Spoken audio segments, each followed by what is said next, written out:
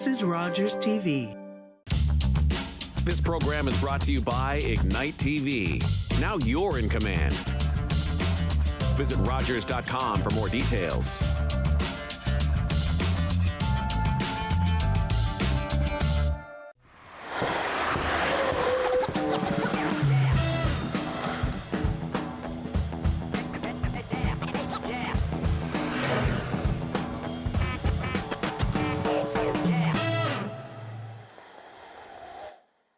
Before we get started, we would be remiss to have any event without acknowledging the land we are on.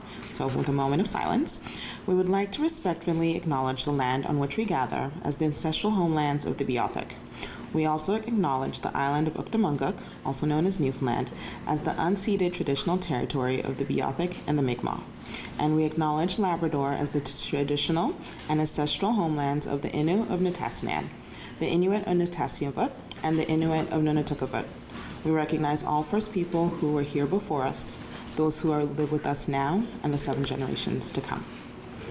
The annual book awards are held by the Writers Alliance of Newfoundland and Labrador, also known as WritersNL, to recognize the excellence in writing by Newfoundland and Labrador's authors. They are held each year in biannual pairings. This year is poetry and nonfiction, which are held 1 year, and then fiction, children's, and young adult literature held another year. So 2023, no, not 2003, 2023. The awards are nonfiction and poetry, and next year will be fiction, children's, and young adults literature. A big thank you goes out to the Power family for their support of the Nonfiction Prize, and to the E.J. Pratt family for their continued support of the Poetry Awards, which were held last night. Thanks to all our partners, including Perfect Day, The Telegram, Newfoundland and Labrador's Teachers Association, Rogers TV, and Newfoundland and Labrador's Public Libraries. Thanks to the Government of Newfoundland and Labrador and the City of St. John's for their support of the Writers Alliance, these awards, and their programming. A big thank you goes out to this year's nonfiction judges, Joan Sullivan, Evan Kareen, Evelyn White, and with 20 submissions, they certainly had their work cut out for them.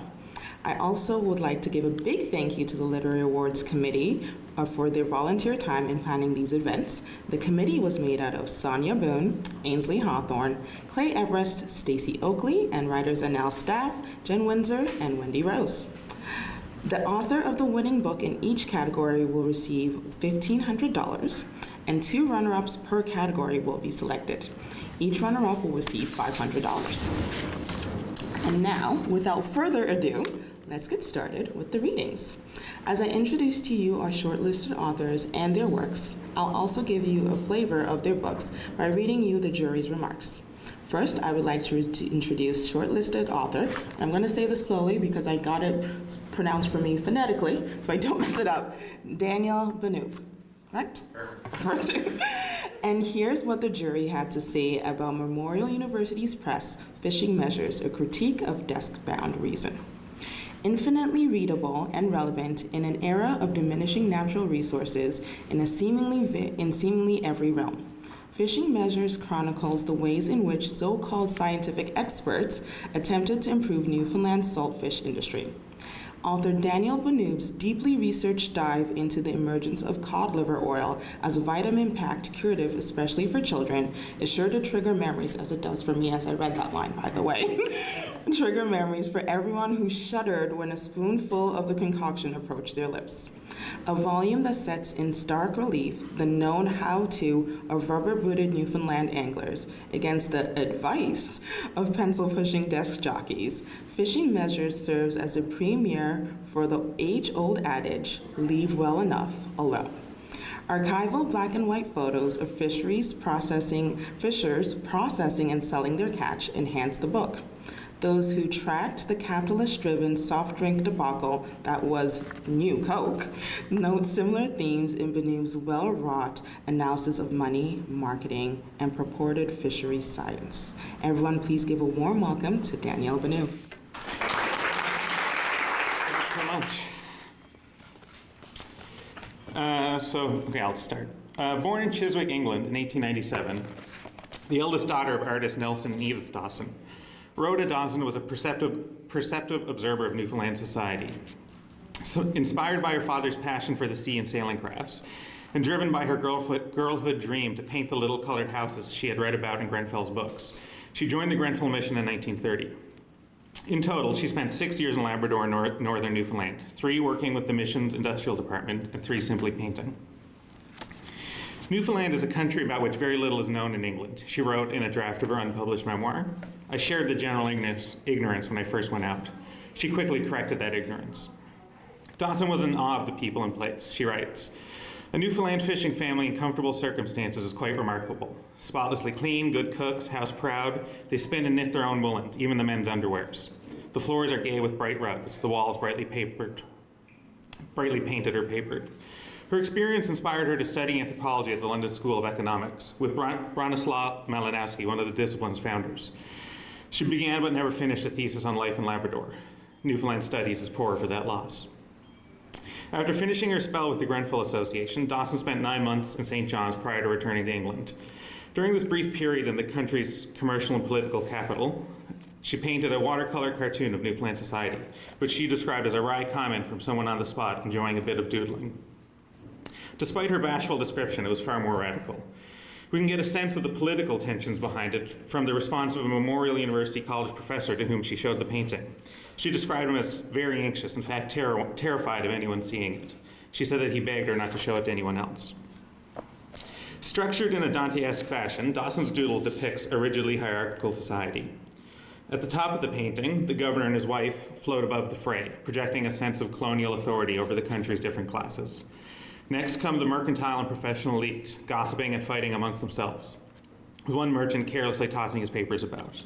Below them, the clergy, schoolmasters, and memorial academics watch over and lecture the plebeians below.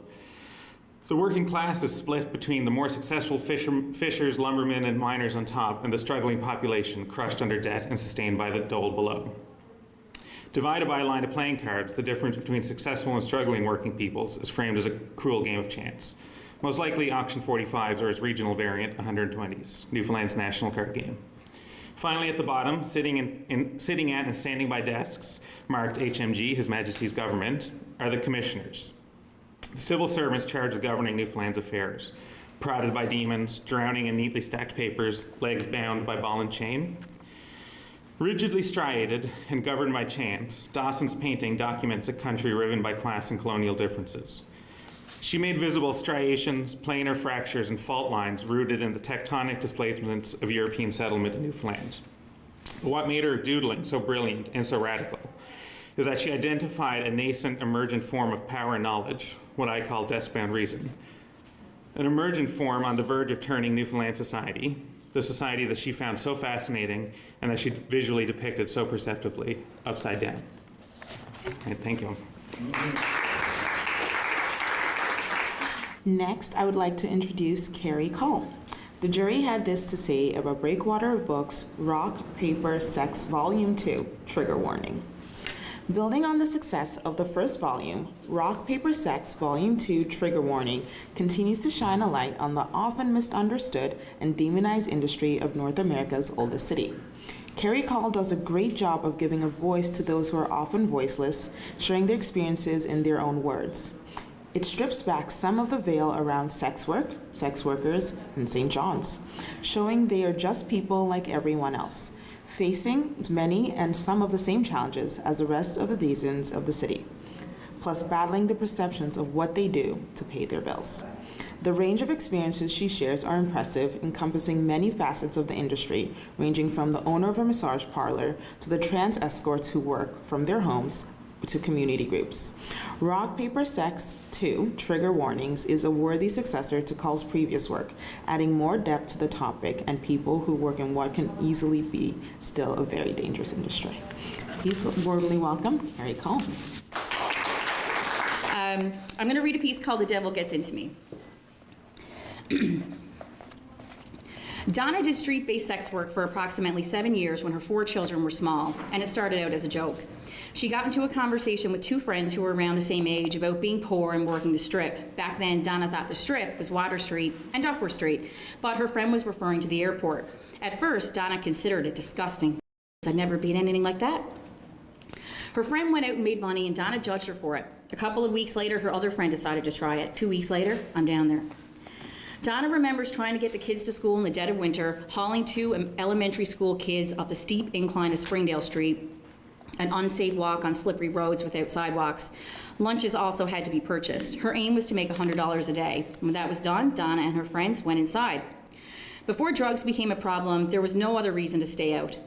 If you could get away with $100 a day for 30 days, $3,000 at the end of the month, that's a good paycheck. We went out to pay for taxis for the kids to go back and forth to school, groceries, scattered night, having a few beers up at the bar. Donna didn't do a lot of drugs. She got into it off and on and then went to jail. Her kids went into foster care, and then she got out of jail and tried to stay away from it. Cocaine is her drug of choice. She cooks it, freebases it, which means she makes it into a rock and uses a pipe to smoke it, and does it alone in her home. She admits her habit grew out of the street life. It's easy to obtain if you're working from the street. I never ever heard of anyone doing pills when I was young. Now it's all over the place. Back then, there was no such thing as drugs, not like there is now. Donna has gone so far as to offer help to people in need sometimes, if she's in a position to provide it. She tries to help people be safe and stay out of the way of law enforcement. Getting in trouble with the police is a part of street life for many, and it comes in many forms. In her younger days, Donna was charged for soliciting and was supposed to pay a fine.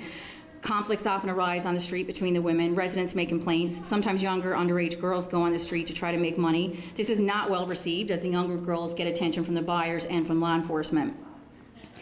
There are stories of one man who is out on the street selling drugs to the girls. He's in his 50s or older and gets whatever he wants sexually from them in exchange for drugs, and this makes Donna's blood boil. Drives me nuts. He's old enough to have better sense. He got grandchildren. He's taken advantage of them. That really bothers me. It's a sin. The girls that have something like that out there making it worse, it's bad.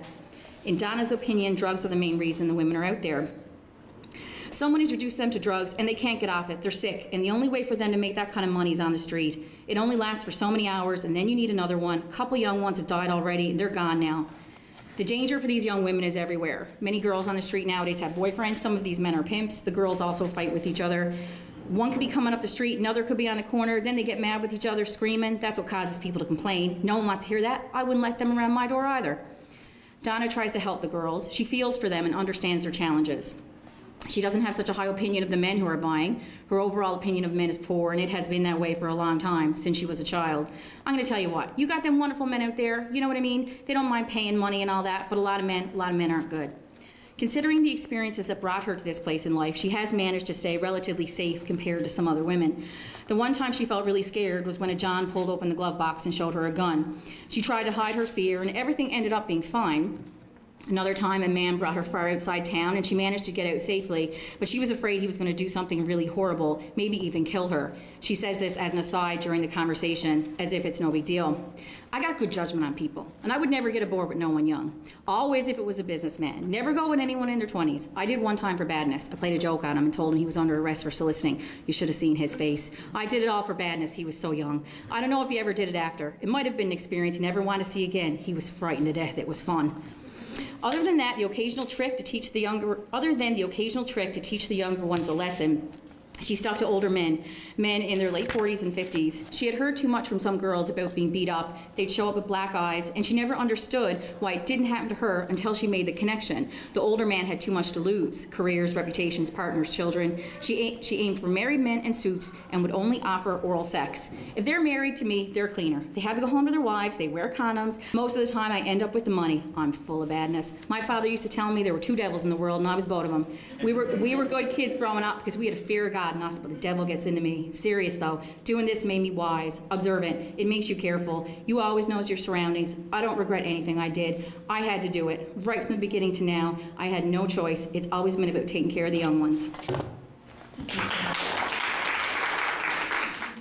Next, I'm going to be introducing Pam Hall, who'll be coming up to do her reading. But first, here's what the jury had to say about Breakwater's books Towards an Encyclopedia of Local Knowledge, Chapter 3, Miabukek, the Middle River. I'm hoping I got that right this time. Good, you got it right. Perfect. By word origin, encyclopedia comes to us from the Greek and means a general or all-around education. This third chapter, Towards a Local Knowledge, befits and stretches this definition.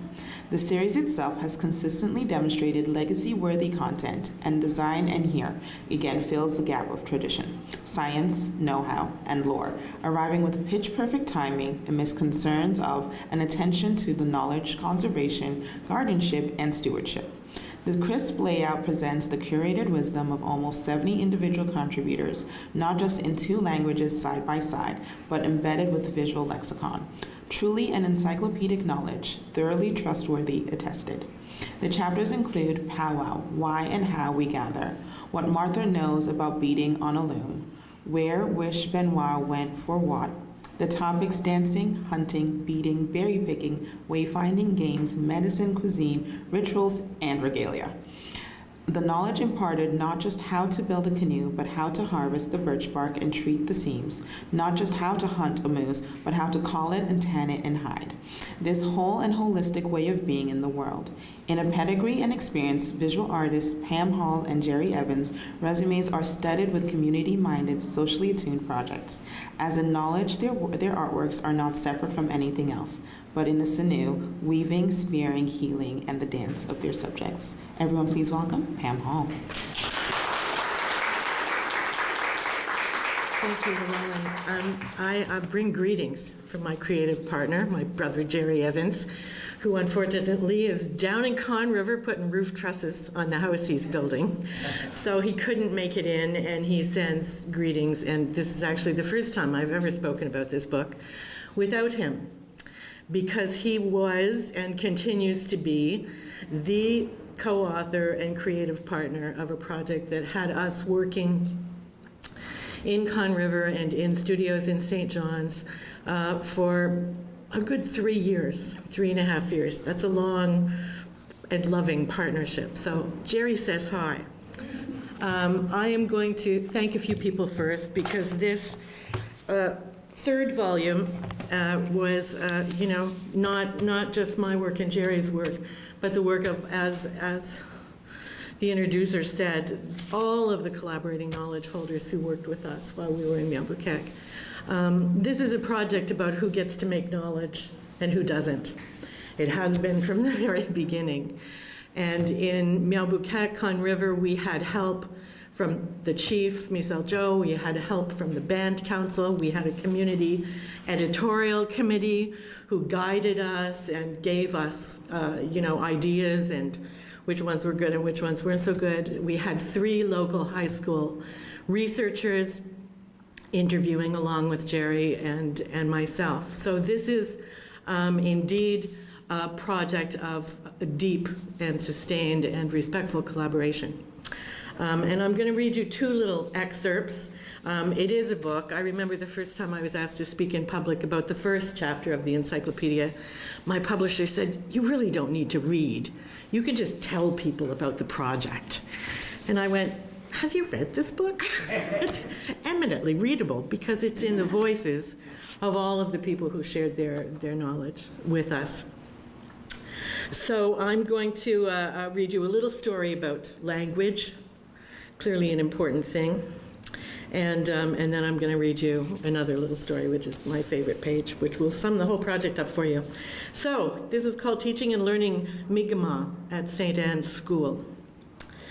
Oh, I also really want to thank Ida Denny, our translator. This book is fully translated, so it's bilingual. It's in Mi'kmaq and English.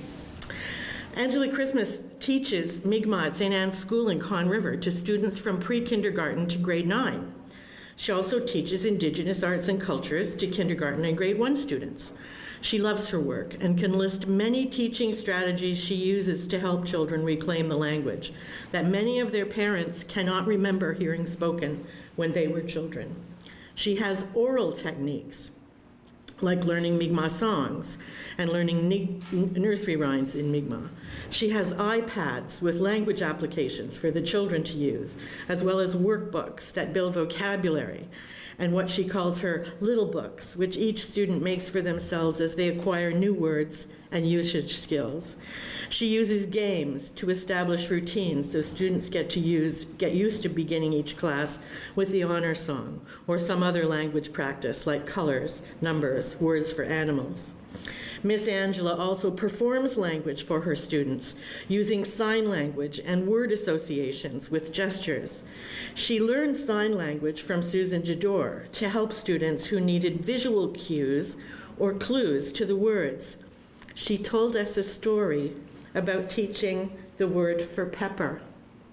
which is de bees away. So, direct quote. For de bees away, I would say, for the younger grades, and you won't do this, by the way, because you can't do this because you have to save the bees, right? We love the bees, so it's just a story. Just pretend that you're going to take a dash of pepper and sprinkle it on the bees to get the bees away from your food. So pepper is de bees away. As she told us this, she gestured with an invisible pepper shaker and repeated the words, de bees away. Even the white person in that room will never forget the Mi'kmaq word for pepper. Okay, gifts from the grandmother on the passing of practice. Sometimes knowledge and the skills of a practice are passed on from elder to youth. Sometimes such knowledge just passes away with its bearer. If you are not with your grandmother, how can she teach you? If your uncle is gone, what can you learn from him? And when does the grandmother's knowledge become the knowledge of the granddaughter? Knowing about is not the same as knowing how, and practice is one way to claim knowledge and make it your own. You can be taught something, you can read about it, you can watch it happening in front of you, but until you do it yourself, it will not be yours. Eva John Roberts already knew how to bead when her grandmother gave her an old and worn traditional beaded bag to keep. But trying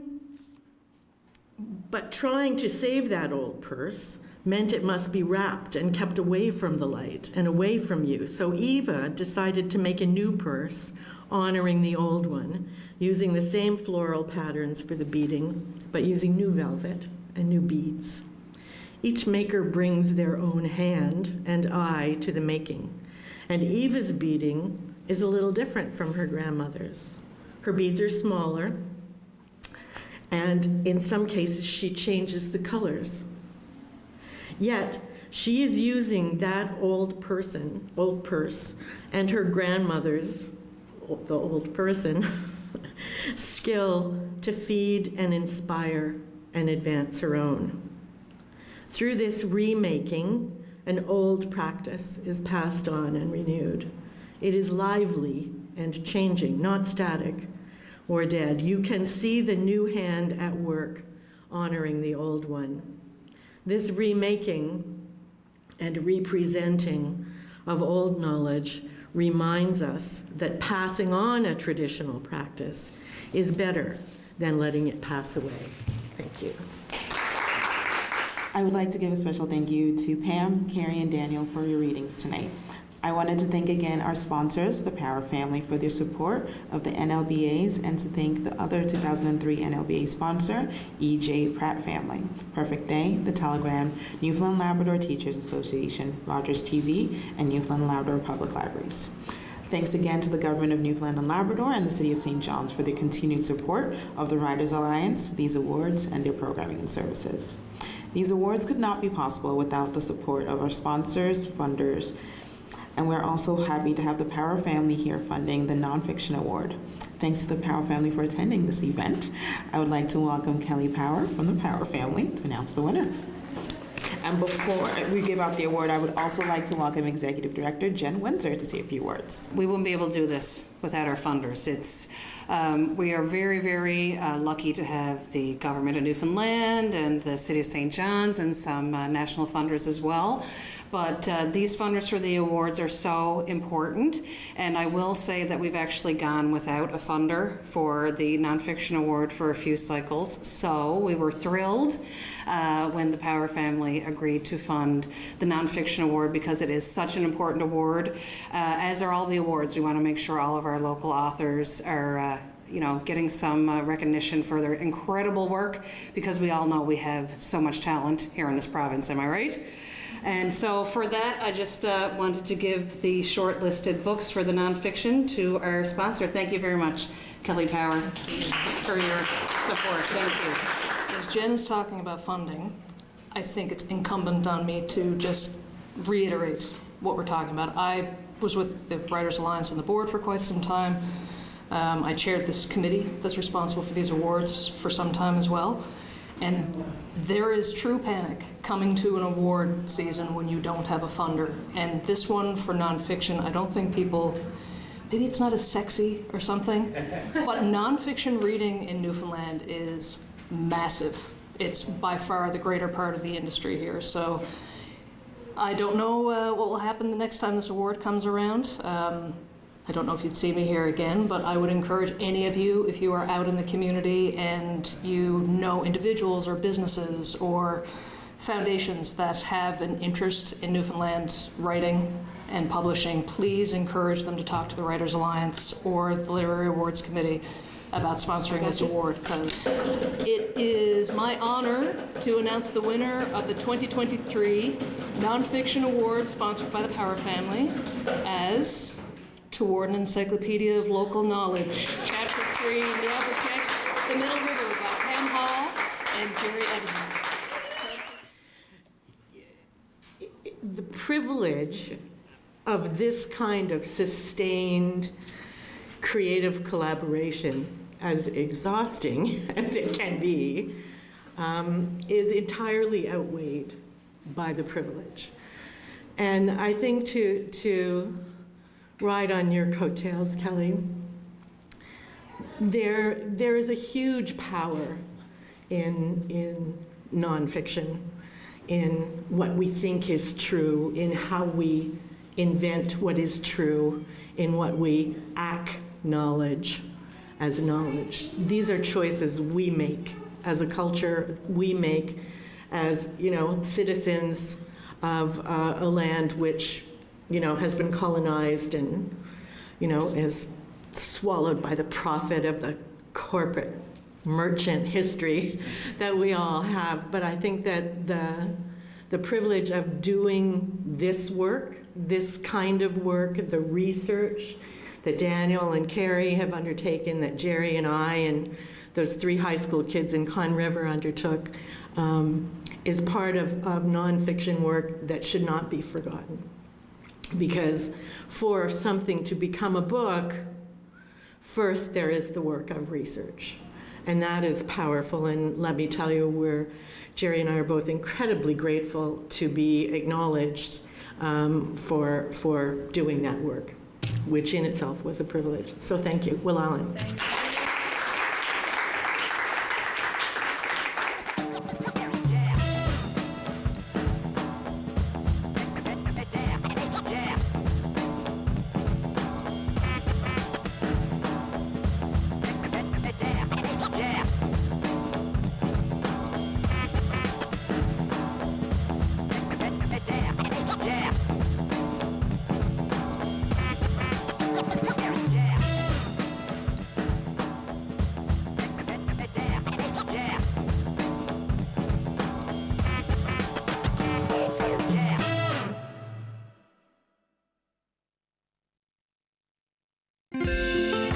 If you have a comment about this program,